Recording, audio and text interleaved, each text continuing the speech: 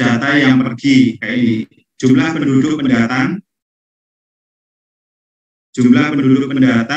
dan jumlah penduduk yang pergi. Ini data real, Pak. Ini data real. Karena data ini dari SDGs bisa diketahui. Contoh data jumlah penduduk yang datang per tanggal saat pendataan, umpama ada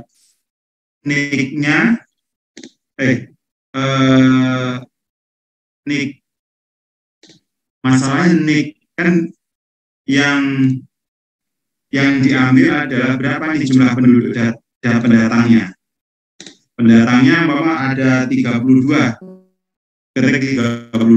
Terus ternyata di desa ini yang pergi, yang merantau ke luar negeri atau merantau ke luar kota ada 17 ya, ketik 17. Karena yang mengetahui itu berdasarkan data IDC bisa diketahui data itu ya. Terus jumlah dusun di desa. Jumlah dusun itu berarti kan di bawahnya RT ya, Pak. Di bawahnya RT. Jadi jumlah dusun di desa itu ada berapa? Kalau memang ada 400 ya, iya. Terus kemudian kepala keluarga. Ini jumlah total kepala keluarga berarti berdasarkan kakak. Berdasarkan kakak. Ada yang mau ditanyakan? Silakan. Kalau jumlah penduduk yang pergi itu dalam 1 tahun atau gimana? Baik. Jadi periodenya dalam satu tahun. 1 tahun. Jadi kan kemarin kan pendataan bahwa tahun 2021 April nih. April. Yeah. Berarti April setelah berarti Mei ke saat pendataan sekarang ini yang pergi ini berapa? Gitu. Iya, terima kasih, Pak. Ya.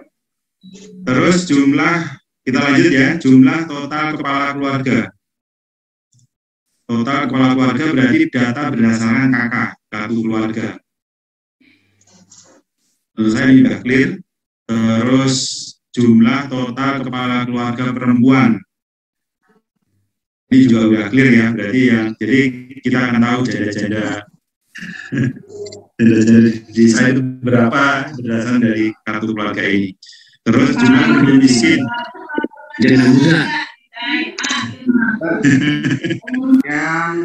Terus jumlah keluarga miskin. Jumlah penduduk keluarga miskin ini Bapak Ibu. Jadi catat berdasarkan data DTKS.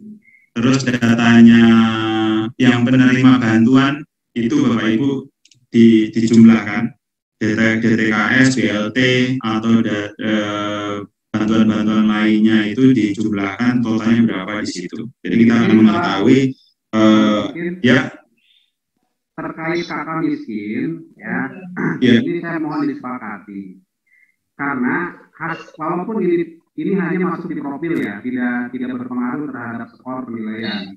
Iya, tidak. Akan kontraproduktif ketika misalnya statusnya desa mandiri tapi jumlah kakak miskinnya tinggi. Nah, saya mohon disepakati untuk penerima KPM BLTD itu jangan dihitung, Pak. Alasannya kenapa, Pak? Kewajiban BLTD itu adalah instruksi pemerintah pusat. Persoalannya bukan adanya warga miskin atau tidak. Pemerintah desa itu mengalokasikan BLTD karena ada kewajiban, bukan karena persoalan memang di desa itu ada yang miskin yang dibantu. Karena ketika jumlah KPM BLTD ditambahkan di situ, tidak elok Pak hasilnya ketika desanya mandiri atau maju. Jadi saya ingin disepakati di situ yang diisi itu misalnya hanya penerima PKH, BPNT gitu. Untuk BLTD nggak usah ditambahkan di situ karena nanti jumlahnya meledak Pak angkanya. Berarti berdasarkan data dari Kemensos saja Pak ya, data dari TKS. Ya, begitu Pak. Baik, kami koreksi. Tapi Pak, maaf, untuk BLTDD juga kan ada yang miskin ekstrim. Jadi tidak semuanya BLTDD itu, itu mungkin untuk desa yang memang kategori penerima manfaatnya udah habis oleh penerima manfaat PPNT dan PKH. Tapi kalau di desa kami kan masih ada yang istilahnya KPM yang benar-benar miskin, yang tidak mendapat bantuan PPNT dan PKH. Ya, saya mungkin ditambahkan dengan itu, Pak. Mohon maaf Pak, saya ikut juga. Ya, silakan. Begini Pak, untuk ini Pak yang namanya bantuan itu PKH, BPNT dan bantuan lain kadang Pak ada yang tidak sesuai. Jadi kalau BLT dana desa itu saya pastikan kalau di desa saya betul-betul kecuali sekarang karena ada tambahan harus 40% yang dari pusat. Nah untuk yang PKH dan BPNT dan bantuan lain itu juga ada Pak yang mampu tapi terus masuk, gimana itu Pak? Terima kasih. Itu masalahnya Bu. Itu masalahnya data kabupaten ke pusat itu sama, tapi kabupaten ke desa itu yang nggak sama Bu. Itu masalahnya. Itu udah kita sampaikan pada saat pembahasan di satu data kemiskinan. Memang regulasi inputtingnya itu memang di level kabupaten. Menghasilkan data kemiskinan yang baik, memang inputtingnya itu harus di level desa, terus kemudian level kabupaten, kecamatan, kabupaten sampai si dan pusat itu sebagai valid. Tambahan ya. Kan apa yang tadi disampaikan Pak tadi kaitan mendetek. Nah,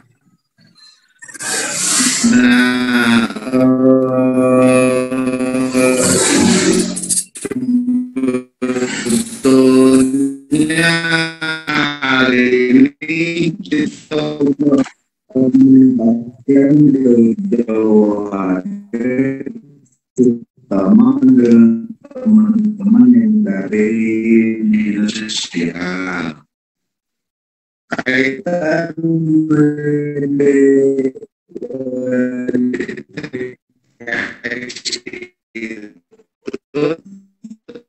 ternyata izin Bapak, suaranya putus-putus.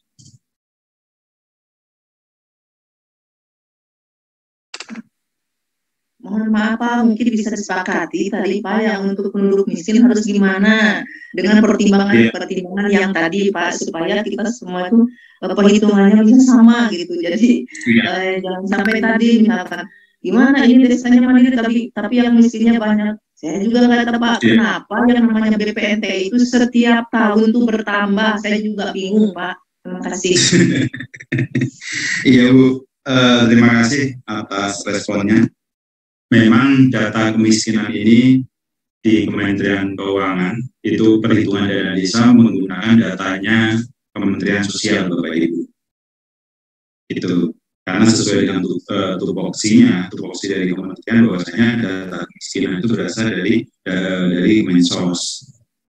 Nah, maksud saya kenapa tadi sebenarnya di slide di awal saya sampaikan bahwasanya data kemiskinan berasal adalah data DTKS, tapi realitanya di lapangan data menurut pendapat kami memang data yang tidak mengalami komplain ya, sedikit mengalami komplain itu memang data BLT.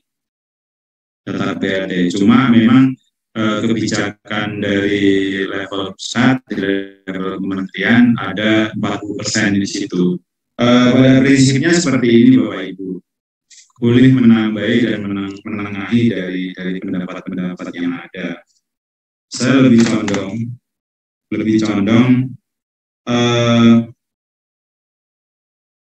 data berbicara tentang jumlah keluarga miskin kalau kita mau idealis dan sebagai alat banding, yaitu masalahnya penetapan keluarga miskin itu kan ada indikator penentunya. Salah-salahnya ada. Nah, kewenangannya siapa? Ini kewenangan Kementerian Sosial. Maka saya lebih condong pakai data DTKS memang, data DTKS.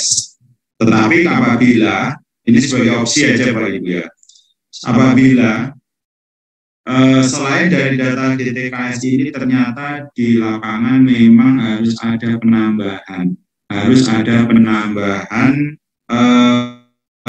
di luar dari data DTKS. Contoh yang mau data DTKS semua 10, ternyata di data DTKS masih ada di warga yang benar-benar sangat membutuhkan masuk dalam kriteria miskin, yaitu mau ada penambahan 5 gitu. Berarti 10 tambah 5, 15.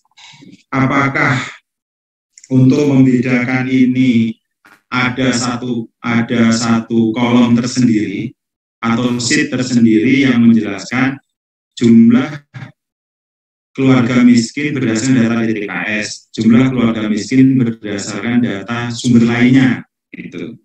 Sehingga dengan begitu akan lebih enak. Itu.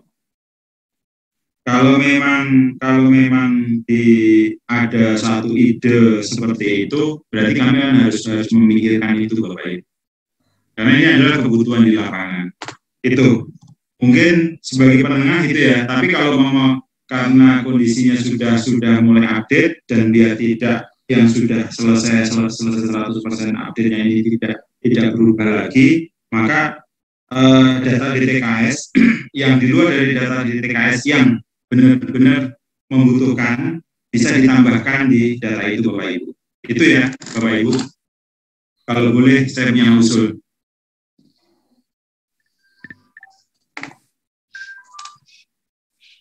Halo?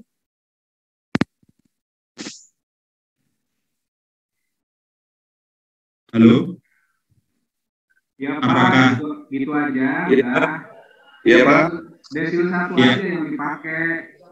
Satu aja yang dipakai toh kalau ada penambahan juga, misalnya tadi ada pendapat penerima BLT itu ada yang betul-betul layak kan tidak signifikan jumlahnya. Iya. Itu aja Baik. Pak. Oke. Baik, kita sepakati itu ya Bapak Ibu. Ya, oke, baik kita lanjut. Iya Pak. Nah, lanjut Pak. Lanjut. Baik, kita lanjut pada jumlah penduduk berdasarkan struktur usia. Saya yakin ini datanya ada, bisa ambil dari data Dukcapil atau dari data SDGs yang bisa dikelompokkan ke masing-masing ini. Terus jumlah penduduk berdasarkan pekerjaan itu bisa diambil dari data SDGs, jumlah penduduknya. Ini silakan laki-laki berapa, perempuan berapa. Kemarin ada pertanyaan bagi yang diterima P3K itu dimasukkan ke PNS ya Bapak Ibu, ke kelompok PNS. PNS ini berarti ASN sama P3K. Terus TNI, Polri, dokter swasta ini bisa masukkan di sini. Terus jumlah warga penyandang kebutuhan khusus di sini. Ada berapa di desa laki-laki perempuannya, ya kan? Itu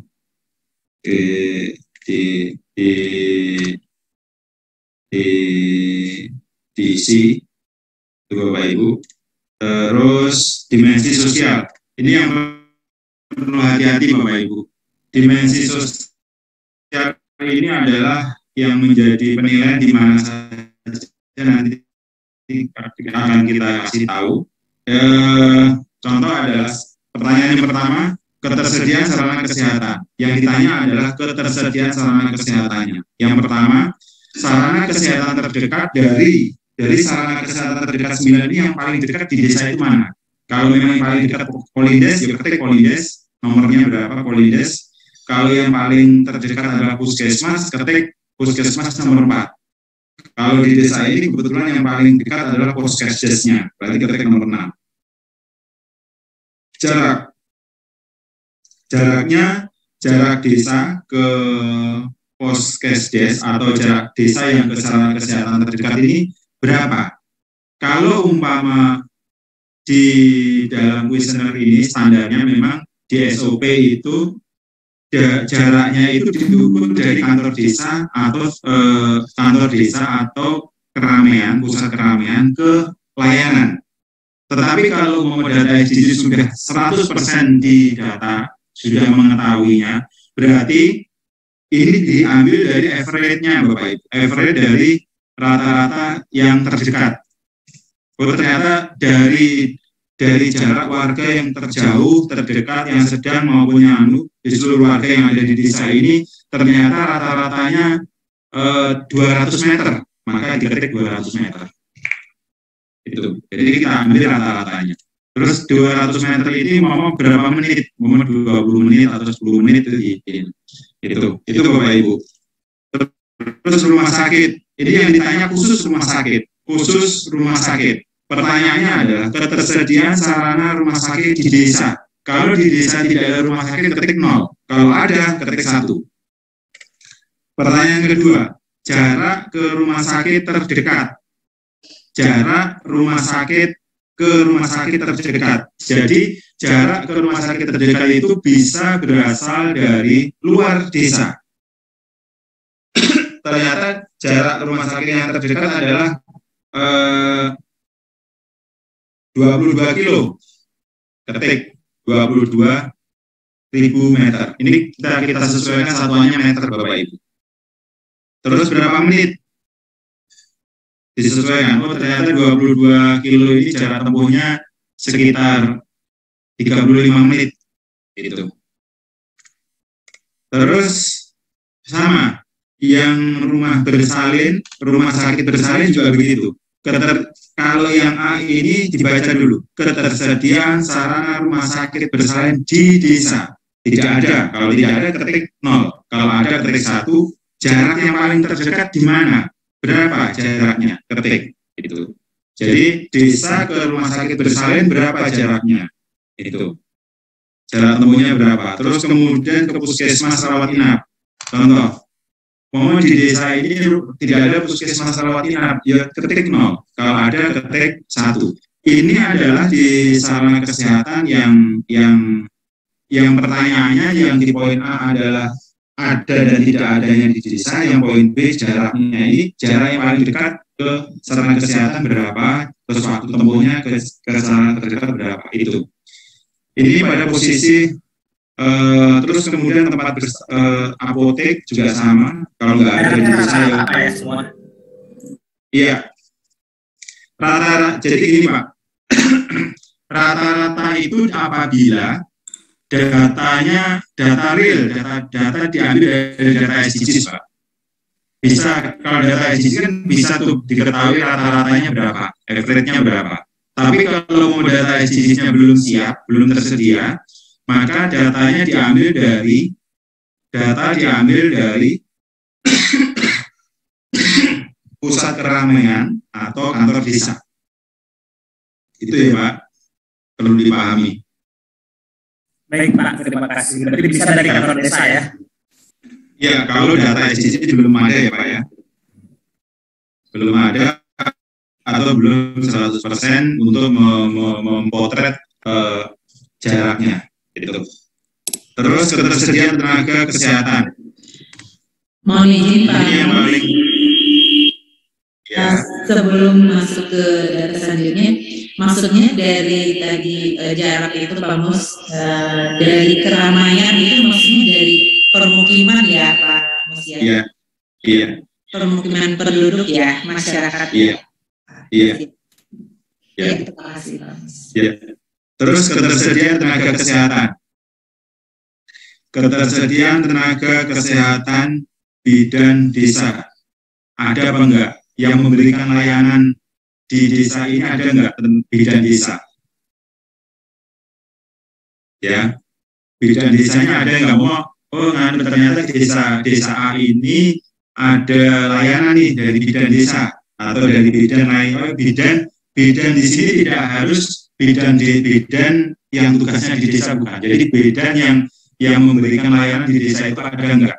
Kalau memang ada, ketik 1, kalau tidak ada, ketik 0. Terus jumlahnya berapa? Terus tenaga kesehatan dokter juga begitu. Ketersediaan tenaga kesehatan dokter yang memberikan layanan di desa itu ada apa tidak? Itu. Mohon izin Pak Mus. Ya. Mungkin kalau dalam satu kecamatan biasanya kan ada satu puskesmas nih kalau Pak Mus. Ya. Dan manakala desa tersebut mendapat layanan dari bidan atau dokter yang ada di puskesmas terdekat, itu juga sudah dianggap sudah mendapatkan akses layanan bidan dan dokter ya Pak Mus maksudnya. Iya. Ya, cuma dipastikan warga yang ada di desa itu terlayani semuanya. Dipastikan itu, karena pada prinsipnya kita di pemerintahan adalah memberikan layanan kepada masyarakat. Tuh.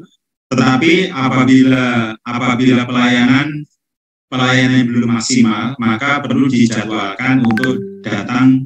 Pokoknya belum maksimal,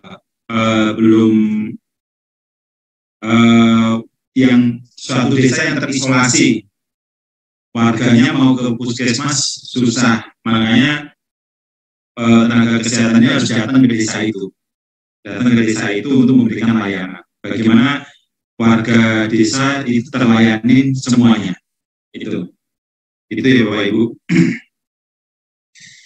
Jumlah dokter di desa, saya lanjutkan. Jumlah dokter di desa, kalau mau di desa ada layanan 1 atau 2 atau 3, itu dihitung. Terus ketersediaan tenaga kesehatan lainnya sama. Di sini adalah ada dan tidak adanya yang ada dan tidak ada ya yang menjadi layanan di desa itu. Karena pada prinsipnya berbicara tentang tenaga kesehatan ada yang memberikan pelayanan terhadap desa, terhadap masyarakat itu. Terus jumlahnya juga berapa jumlah nakesnya. Terus akses ke Puskesdes, Polides. Aksesnya berbicara tentang akses. Ketersediaan sarana Puskesdes, Polides ada enggak di desa? Ada dan tidak ada. Tinggal diketik berapa meter, waktunya berapa. Terus izin Pak. Ya. Di kami ada desa, tetapi ada sarana kesehatan, tapi di beda kecamatan, beda desa, bertetanggaan lah. Iya. Itu puskesmas atau sarana kesehatan itu dianggap sebagai desa yang bersangkutan, padahal itu beda kecamatan, beda desa. Tapi jaraknya cuma berapa ratus meter lah gitu. Iya. Tapi sudah itu bagaimana hitungannya? Terima kasih. Nah, jadi pertanyaannya gini Pak. Pertanyaan yang tadi kan di puskesmas ya, pertanyaan yang di atas nih. Ini pertanyaan Bapak di wilayah sini, di puskesmas. Ini contoh ya, saya ambil puskesmas nih. Kalau di pertanyaan di sini, ketersediaan sarana puskesmas dengan rawat inap di desa. Kalau di desa itu puskesmasnya tidak ada, ketik 0 Pak. Tidak ada, ketik 0, kalau ada, ketik 1. Terus kemudian pertanyaan kedua adalah jarak ke puskesmas dengan rawat inap terdekat. Kalau terdekat berarti bisa di luar dari desa itu. Tidak harus di dalam desa. Ya. Jadi bisa dihitung untuk terdekat, kan pertanyaan kan terdekat Pak. Itu ya Pak ya.